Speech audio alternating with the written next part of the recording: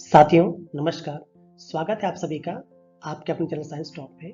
आज हम science top में सन 2022 से जनवरी 23 तक जो भी इम्पोर्टेंट नाम में चेंजेस किए गए, परिवर्तन किए गए, उनको हम देखेंगे। ठीक है, मैं वीडियोस को थोड़ा धीमे धीमे प्ले करूंगा।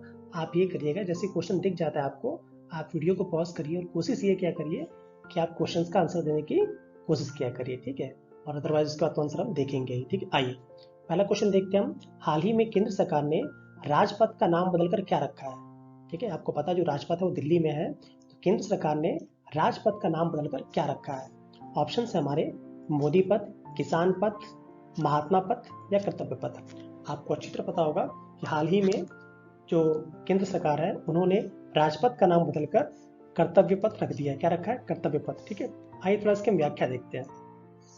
8 दिसंबर 2022 को देश के प्रधानमंत्री श्री मोदी ने राजपथ का नाम बदलकर कर्तव्य पथ रख दिया है। ठीक है, इस पूरे मार्ग को केंद्र सरकार की महत्वाकांक्षी योजना सेंट्रल विस्टा प्रोजेक्ट, एक हमारा प्रोजेक्ट है सेंट्रल विस्टा प्रोजेक्ट, उसी के तहत इसको भी पुनर्निर्मित किया गया है।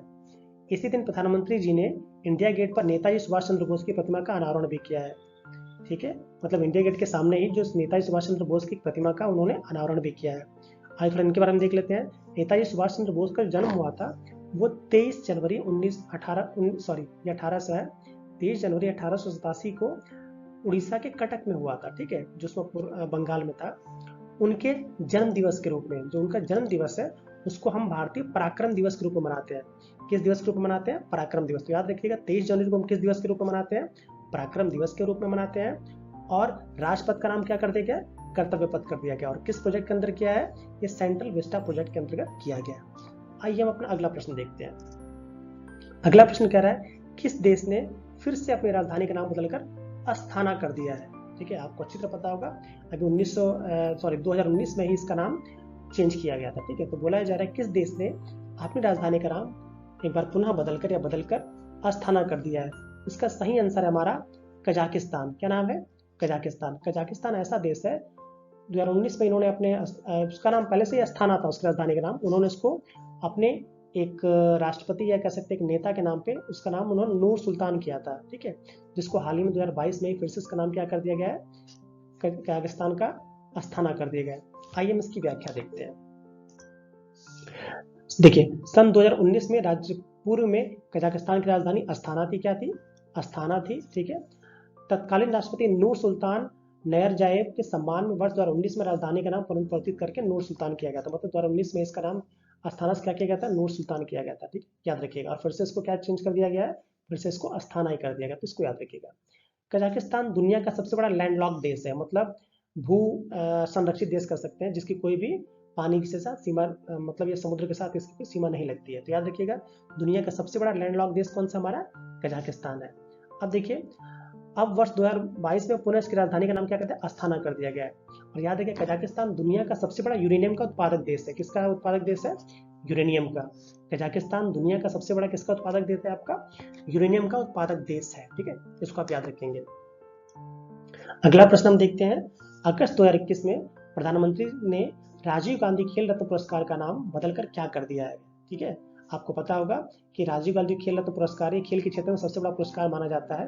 प्रधानमंत्री जी ने 2021 में इसका नाम चेंज करके क्या रखा गया है?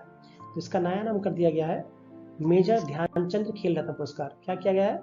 मेजर ध्यानचंद खेल रत्न पुरस्कार। आइए थोड़ा इनके बारे में देख लेते हैं। आपको तो पता ही होगा जो मेजर ध्यानचंद है इनको हम हॉकी का जादूगर भी कहते हैं। ठीक है, आइए अब मेजर ध्यानचंद के सम्मान में प्रधानमंत्री जी ने राजीव गांधी खेल रत्न पुरस्कार का नाम बदलकर मेजर ध्यानचंद रत्न पुरस्कार कर दिया है। ठीक है, क्या क्या है? मेजर ध्यानचंद खेल रत्न पुरस्कार। इस पुरस्कार की जो राशि होती है वो 25 लाख रुपए होती है। इस पुरस्कार की शुरुआत सन 1991 में की गई थी। कांग्रेस की सरकार ने किया था। कब किया था? सन 1991 में। हॉकी के जादूगर ध्यानचंद जी के जन्म दिवस को भारत में राष्ट्रीय खेल दिवस के रूप में मनाया जाता है। कब मनाया जाता है? आपको पता होगा जो 29 अगस्त होता है उसको हम राष्ट्रीय खेल दिवस के रूप में मनाते हैं। ठीक है, तो उसको याद रखिएगा। अब एक और यहाँ पे टॉपिक हमारा क्या है? जो पहला राजीव गांधी खेल रत्न पुरस्कार था ये शतरंज के प्रसिद्ध ग्रैंड मास्टर विश्वनाथन आनंद को दिया गया था। कहीं पूछा जाता है कि जो पहला खेल रत्न पुरस्कार था राजीव गांधी खेल रत्न पुरस्कार किसको दिया गया था, तो बोलेंगे विश्वनाथन आनंद साहब को दिया गया था। वो किस खेल से संबंधित है? आपके शतरंज से संबंधित है।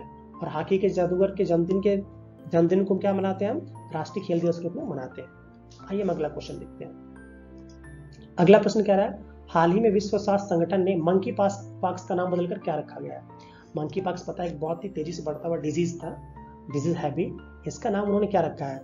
ऑप्शन हमारे MD pox, M pox, MP pox और एमके पॉक्स। ठीक है, अगर आप कोशिश कर सकते हैं तो कोशिश करिए। इसका क्या हो जाएगा? M pox. जो आपका एम पॉक्स है, मंकी पॉक्स, उसी को हम कहते हैं। ठीक है, ऑप्शन हमारा ये सही हो जाएगा। आइए इसके आंसर्स देख लेते हैं।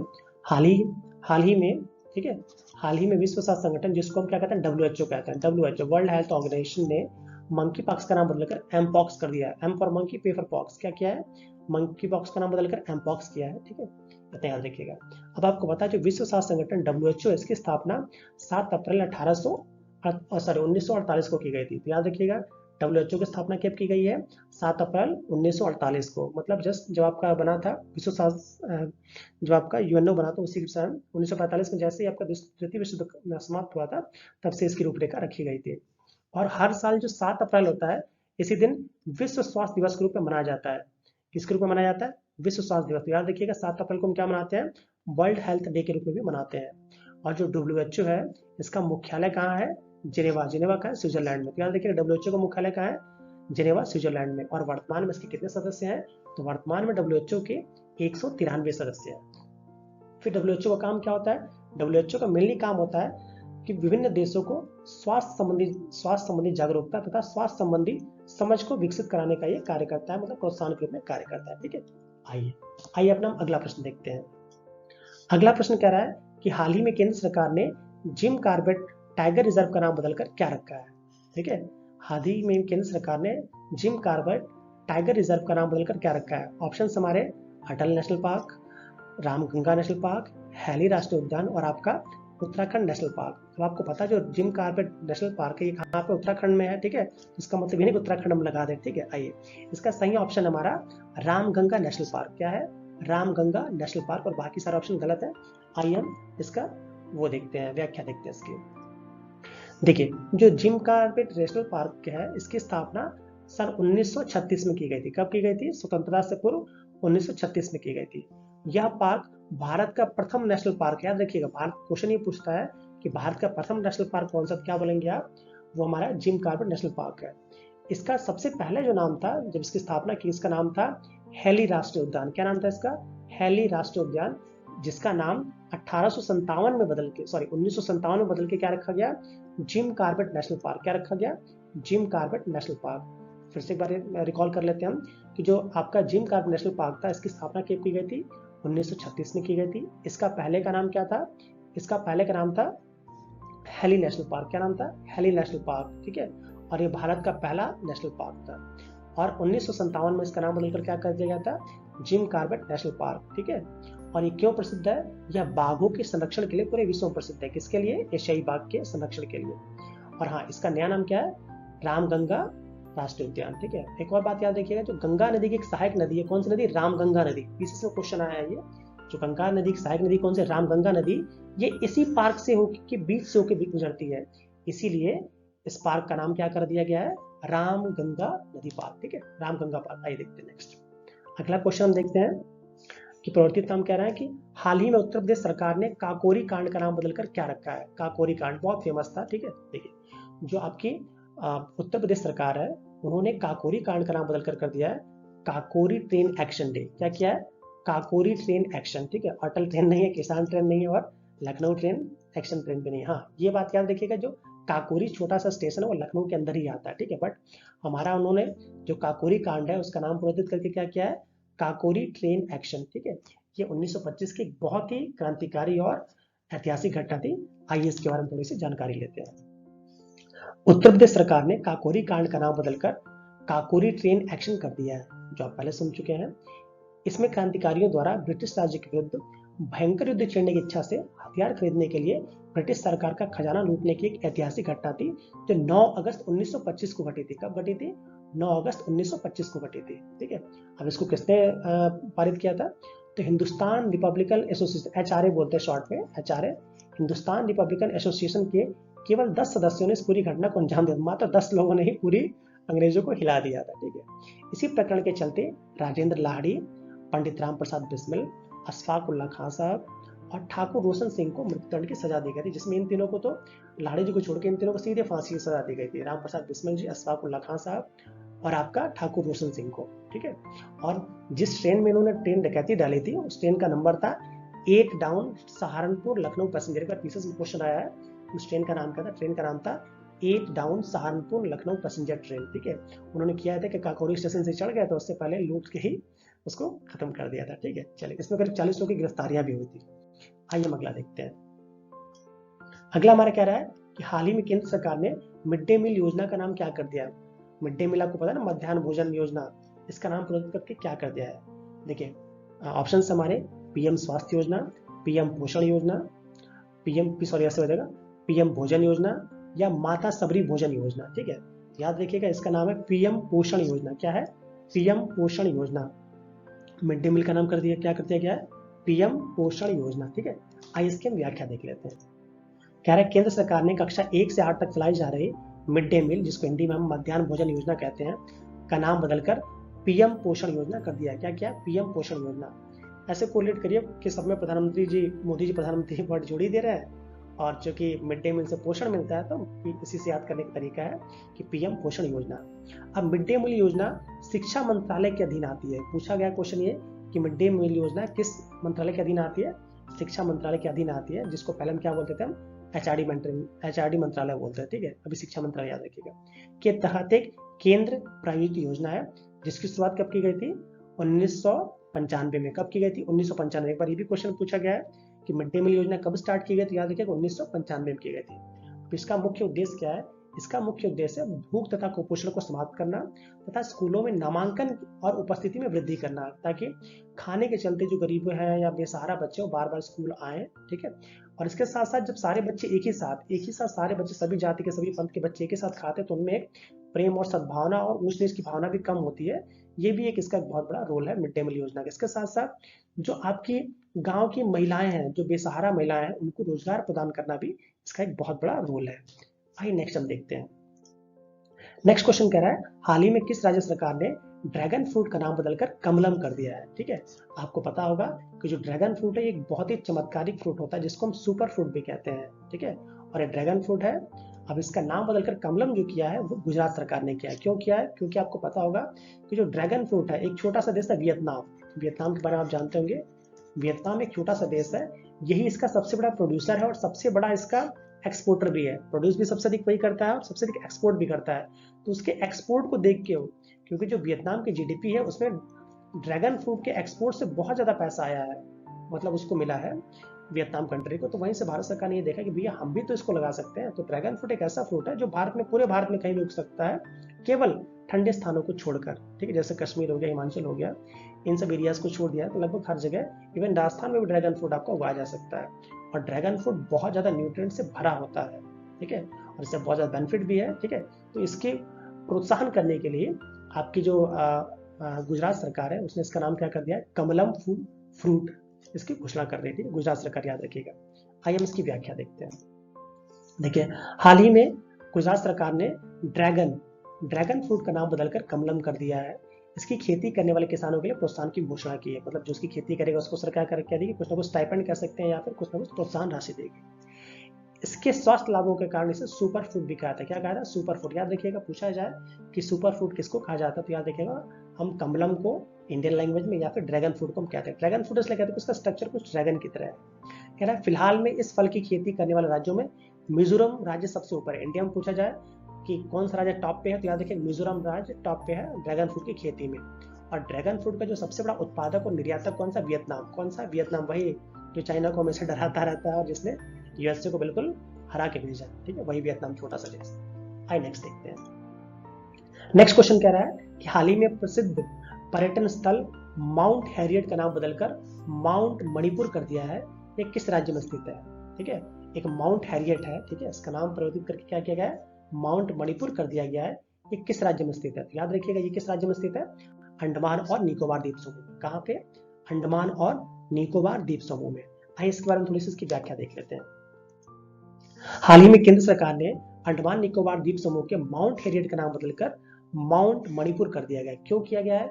क्योंकि माउंट हैरियट अंडमान निकोबार द्वीप समूह की तीसरी सबसे ऊंची चोटी है। कौन सी चोटी है?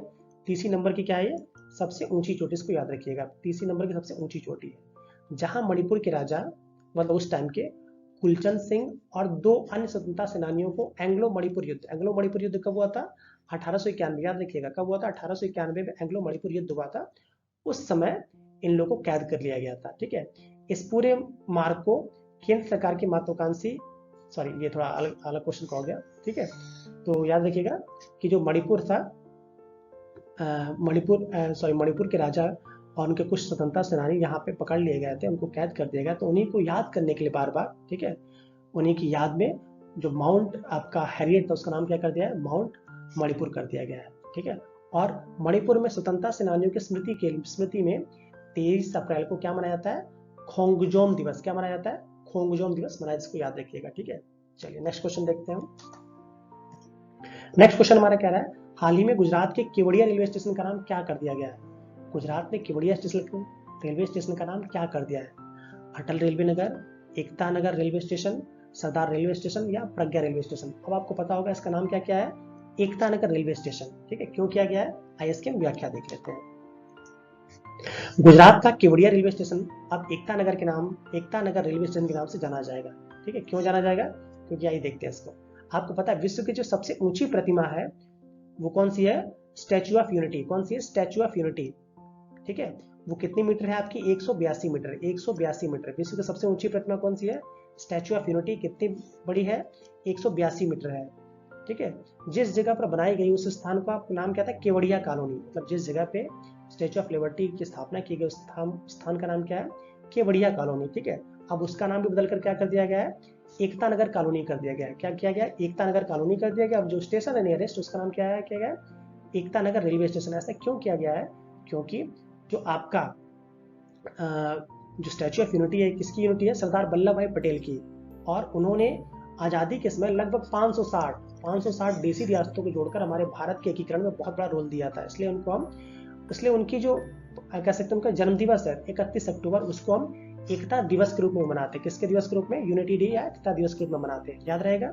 चलिए, अब एक और पॉइंट याद रखिएगा, जो स्टैच्यू ऑफ यूनिटी है या जो केवड़िया रेलवे स्टेशन है, ये केवड़िया स्थान है, ठीक है, वो किस नदी के किनारे है? नर्मदा नदी के किनारे। किस नदी के किनारे है? नर्मदा नदी के किनारे। ये सारे पॉइंट्स आप याद करते जाइएगा। ठीक है, आइए अगला देखते हैं। अगला क्वेश्चन कह रहा है, पुणे स्थित सेना खेल संस्थान का नाम किस खिलाड़ी के नाम पे किया गया है? पुणे स्थित एक सेना खेल संस्थान है, उसका नाम किस खिलाड़ी के नाम पर रखा गया? ऑप्शन हमारे विराट कोहली, नीरज चोपड़ा, एम मैरी कॉम और पीवी संधू। ठीक है, विराट कोहली भी हो सकता है क्योंकि आपको पता है कि भारत के बहुत ही प्रसिद्ध क्रिकेटर हैं। नीरज चोपड़ा भी हो सकते हैं क्योंकि आपको पता है कि ये ओलंपिक पे और टोक्यो ओलंपिक में उन्होंने भाला फेंका था और लगभग 87 मीटर का, जो कि इसने गोल्ड लिया था। एम मैरी कॉम पता है कि वर्ल्ड चैंपियन है ये बॉक्सिंग में। पीवी संधू जी जो कि बैडमिंटन में टॉपर है, तो सब कोई इसी को हो सकता है, बट नहीं, ऑप्शन हमारे सारे गलत है। ऑप्शन कौन सा एक सही है? वो नीरज चोपड़ा, क्योंकि नीरज चोपड़ा क्या है? एक आर्मी के सिपाही भी थे। ठीक है, आइए हम उसके बारे में थोड़ा पढ़ लेते हैं। ऑप्शन हमारे क्या से? नीरज चोपड़ा। ऑप्शन हमारा रक्षा मंत्री श्री राजनाथ सिंह ने पुणे स्थित सेना खेल संस्थान के दौरे के दौरान सेना खेल संस्थान स्टेडियम का नाम क्या किया है? नीरज चोपड़ा स्टेडियम। जो सेना में जो खेल संस्थान है पुणे में, उसका नाम क्या था? सेना खेल संस्थान। उसका नाम क्या चेंज किया है? नीरज चोपड़ा स्टेडियम कर दिया है। ठीक है, अब आप थोड़ा नीरज चोपड़ा के बारे में जान लेते हैं। नीरज चोपड़ा ने टोक्यो ओलंपिक में भाला फेंका था, ठीक है, जो कि अबाउट 87 मीटर था, मुझे एग्जैक्ट याद नहीं, 87 मीटर था। ठीक है, जिसके चलते भारत को स्वर्ण पदक प्राप्त हुआ था। ठीक है, अब इसी के भारतीय एथलेटिक्स महासंघ ने फैसला लिया है कि ओलंपिक स्वर्ण पदक विजेता नीरज चोपड़ा जी के सम्मान में 7 अगस्त को, क्योंकि उन्होंने 7 अगस्त को भाला फेंका था। ठीक है, 7 अगस्त को हम भाला फेंक दिवस मनाएंगे। क्या मनाएंगे हम? भाला फेंक दिवस। किस डेट को मना रहे हैं हम? 7 अगस्त को ही मना रहे हैं। ठीक है, आइए हम अगला क्वेश्चन देखते हैं। हिसार जिले में स्थित हिसार हवाई अड्डे का नाम बदलकर क्या किया गया है? ठीक है, हिसार जिले में एक हिसार अंतर्राष्ट्रीय हवाई अड्डा बन रहा है, उसका नाम बदलकर क्या किया गया है? ऑप्शन है हमारे नीरज चोपड़ा हवाई अड्डा, महाराजा अग्रसेन हवाई अड्डा, सरदार पटेल हवाई अड्डा और सुषमा स्वराज अड्डा। इसका सही ऑप्शन हमारा महाराजा अग्रसेन हवाई अड्डा। ठीक है, आइए इसकी हम व्याख्या देख लेते हैं। हरियाणा सरकार ने हिसार एयरपोर्ट के लिए विधानसभा में प्रस्ताव पारित करके इसका नाम क्या किया है? महाराजा अग्रसेन हवाई अड्डा। इसको आप याद रखिएगा, ये दिल्ली इंटरनेशनल एयरपोर्ट है, उसके बोझ को कम करने के लिए ही हिसार में इसकी स्थापना की जा रही है, जो कि अपने तरह का एक बिल्कुल ही अद्भुत हवाई अड्डा बनने जा रहा है। अगला क्वेश्चन हमारा क्या रहा है, लोकसभा तथा राज्यसभा टीवी को मिलाकर कौन सा टीवी चैनल लॉन्च किया गया। ठीक है, तो आपको पता होगा बहुत ही फेमस था, न्यूज था कि लोकसभा और राज्यसभा टीवी था, उन दोनों को मिलाकर, क्योंकि दोनों पे अलग अलग प्रसारण आते हैं, तो दोनों को मिलाकर क्या बनाया गया है, आपका संसद टीवी बनाया गया है। ठीक है, और एक IAS अधिकारी थे रवि कपूर जी, उसको इसका पहला CEO बनाया गया था। ठीक है, आइए इसकी व्याख्या देख लेते हैं। देखिए, लोकसभा तथा राज्यसभा टीवी का मर्जर करके अब संसद टीवी बना दिया गया, जिसमें सदन की कार्रवाई देखी जा सकती है। और रिटायर्ड जो IAS अधिकारी थे, IAS अधिकारी रवि कपूर साहब को इनको संसद टीवी की जिम्मेदारी दी गई थी, जो कि अभी अगस्त 2022 में रिटायर हो गए, पदमुक्त किया कर दिए गए हैं। और उनके स्थान पर अभी कोई नया नहीं आया, पर उत्पल कुमार सिंह जी को, जो कि एक संसद के अधिकारी हैं, उन्हें ही इनके CEO के कार्य दिया गया है एज ए अतिरिक्त चार्ज के रूप में। ठीक है, इसको आप याद रखेंगे। नेक्स्ट क्वेश्चन देखते हैं, असम के राजीव गांधी नेशनल पार्क का नाम क्या चेंज किया गया है। ठीक है, राजीव गांधी नेशनल अवार्ड भी वहां चेंज किया गया था, जो कि मेजर ध्यानचंद के नाम पे किया है, और ये राजीव गांधी नेशनल पार्क है, इसका नया नाम क्या कर दिया गया है। ऑप्शन हमारे Neeraj national park, Indira national park, Atal park या औरंग नेशनल पार्क। इसका सही आंसर क्या है, औरंग नेशनल पार्क। औरंग वहां की बहुत फेमस जनजाति, आपको पता होगा, असम की। ठीक है, आइए थोड़ा इसकी व्याख्या देख लेते हैं। असम सरकार ने एक कैबिनेट घोषणा के तहत राजीव गांधी राष्ट्रीय उद्यान का नाम बदलकर ओरांग राष्ट्रीय उद्यान कर दिया। क्या क्या है, ओरांग राष्ट्रीय उद्यान कर दिया गया। ठीक है, जो ओरांग राष्ट्रीय उद्यान असम के दराग और सोनितपुर जिलों में ब्रह्मपुत्र नदी के उत्तरी तट पर स्थित है। तो पूछा जाता है कि ओरांग राष्ट्रीय उद्यान किस नदी के किनारे, याद रखिएगा ब्रह्मपुत्र नदी, जो कि आपको पता है असम में बहती है। और असम में ही एक जिला है माजुली, असम में एक जिला कौन सा है, माजुली है, जो कि विश्व का सबसे बड़ा नदी द्वीप है, जिसमें दोनों तरफ ब्रह्मपुत्र इधर से भी निकलती है, जैसे ब्रह्मपुत्र आई इधर से भी निकल गई।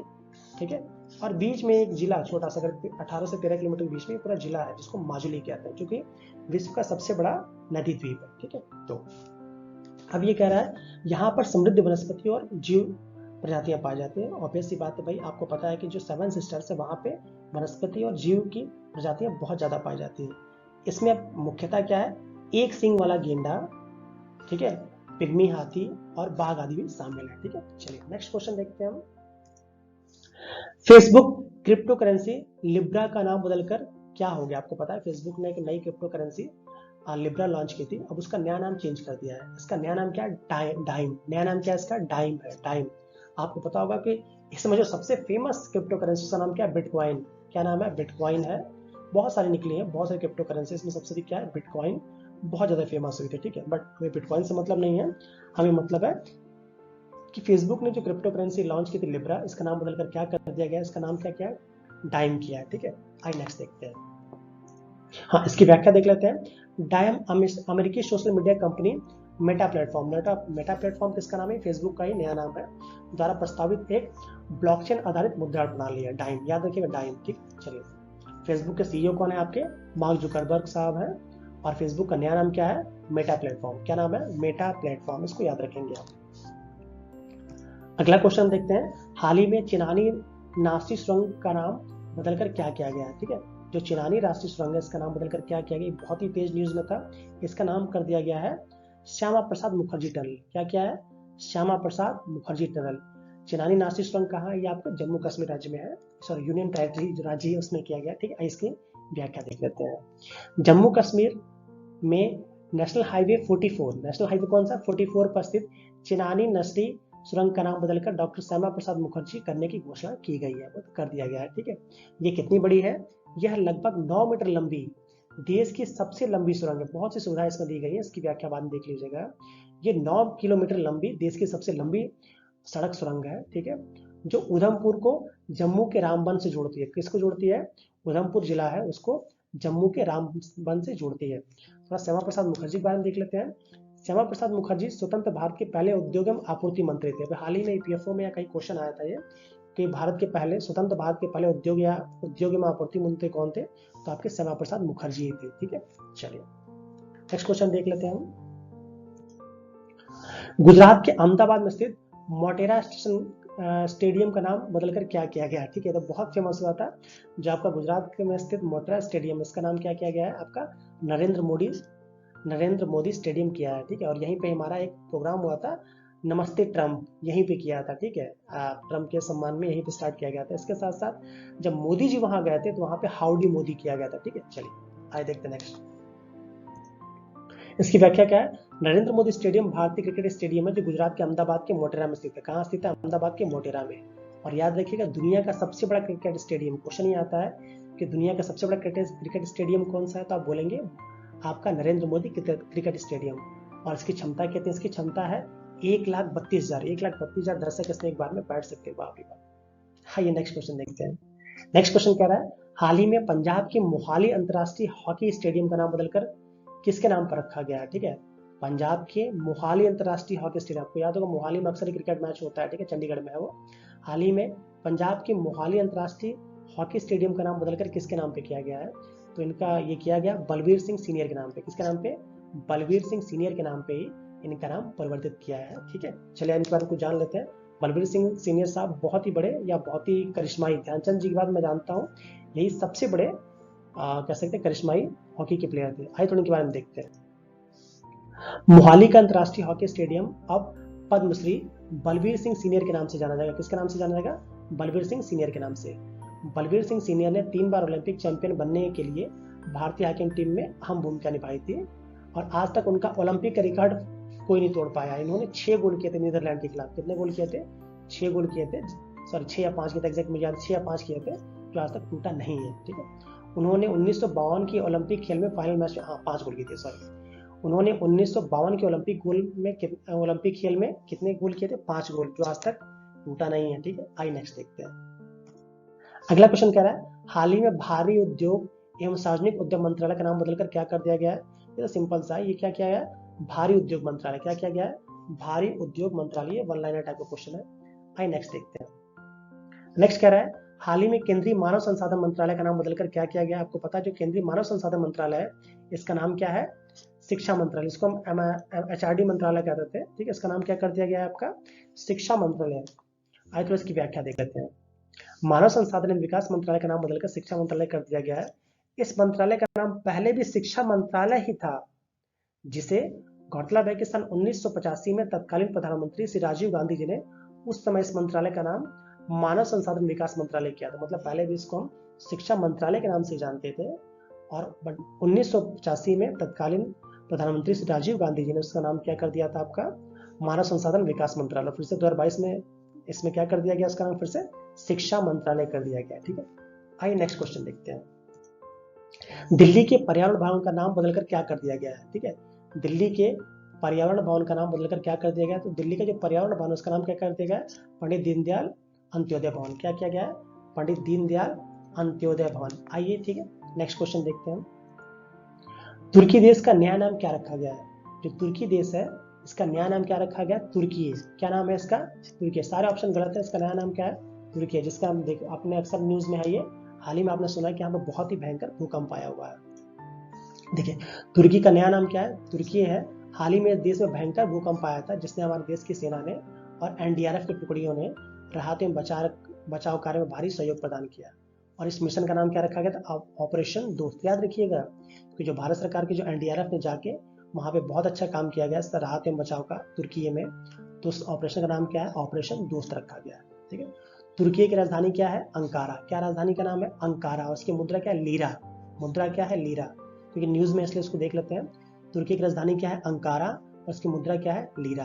और एक खास बात ये कि पूछा जाएगा तुर्की किस महाद्वीप में है, तो एशिया और यूरोप दोनों ही महाद्वीप का मजा लेता है, जस्ट लाइक द रशिया। जिस तरह रशिया दोनों महाद्वीप में, इस तरह ये भी है कि एशिया और यूरोप दोनों ही महाद्वीप में आ जाता है। आइए अगला प्रश्न देखते हैं हम। तेलंगाना के मुख्यमंत्री ने अपनी पार्टी तेलंगाना राष्ट्र समिति का नया नाम क्या रखा है? ठीक है, तो जो तेलंगाना के मुख्यमंत्री थे उन्होंने तेलंगाना राष्ट्र समिति का नाम क्या रखा गया है? भारत राष्ट्र समिति। क्या रखा है? भारत राष्ट्र समिति। बाकी सारे ऑप्शन इसमें गलत है, ठीक है। आइए नेक्स्ट क्वेश्चन देखते हैं।